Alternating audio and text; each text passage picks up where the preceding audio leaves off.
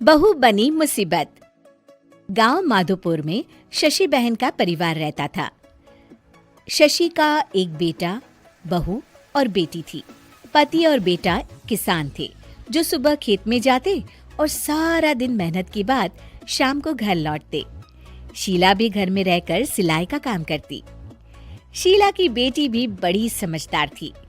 वो घर के काम में माँ का हाथ बटाती। लेकिन बहू का हाल निराला था। वो काम कम और मिन मेक ज्यादा निकालती, जिससे शशि और उसकी बेटी काफी परेशान रहते।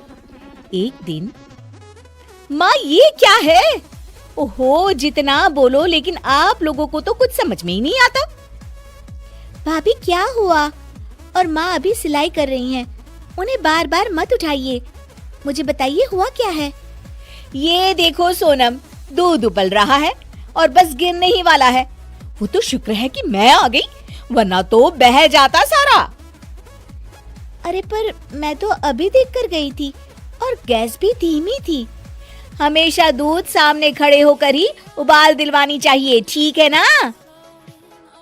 सोनम को मेघा की बात पर गुस्सा आ जाता है, लेकिन क्लेश ना हो ये सोचकर वो चुपचाप वहां से चली जाती है और सोचती है कि वो कैसे मेघा को सबक सिखाए। एक दिन मेघा ने कहा, सोनम, अरे ओ सोनम, कहाँ हो? ऐसा कैसे कर सकती हो तुम? क्या हुआ भाभी? जब देखो परेशान सी घूमती हो। खुश रहा करो भाभी, इससे ना स्किन ग्लो करती है। सोनम, फेस तो मेरा वैसे भी ग्लो करता है, देखो, और कितनी गुणी भी हूँ मैं। तुम्हें तो शादी करके दूसरे घर जाना है। देखो जरा, देखो अपने कमरे का हाल देखो, सारा संतरे का छिलका जमीन पर फैला है। अरे ससुराल में ऐसे ही रहोगी क्या? भाभी करना ही क्या है, वहीं पड़े पड़े सूख जाएंगे, फिर पीस कर पैक बना लेंगे। आप भी ना भाभी, चिल करो।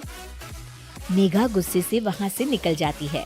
हर बात पर मीन मेक करने वाली मेघा एक दिन फिर चिल्लाने लगती है, माँ, अरे माँ सुनो तो जरा। अब क्या हुआ मेघा, क्यों चिल्ला रही हो?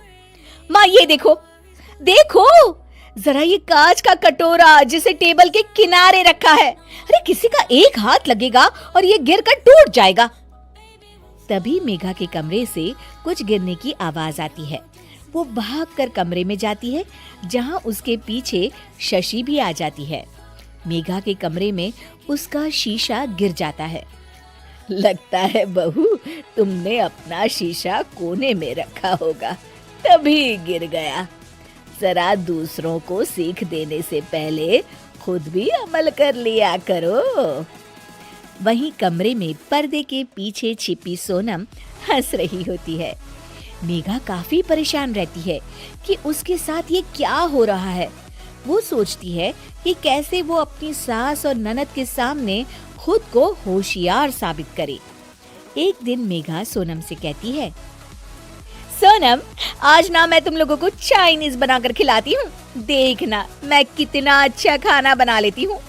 फिर तुम भी ना ससुराल जाकर वैसा ही खाना बनाना और सबका दिल जीत लेना।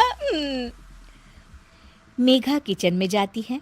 घर पर आज सभी मौजूद हैं, तो वो लोग भी मेघा के हाथ के खाने का इंतजार करते हैं। किचन में मेघा ढेर सारा चाउमीन बनाती है और हर किसी की प्लेट में डालकर सबको दे देती है।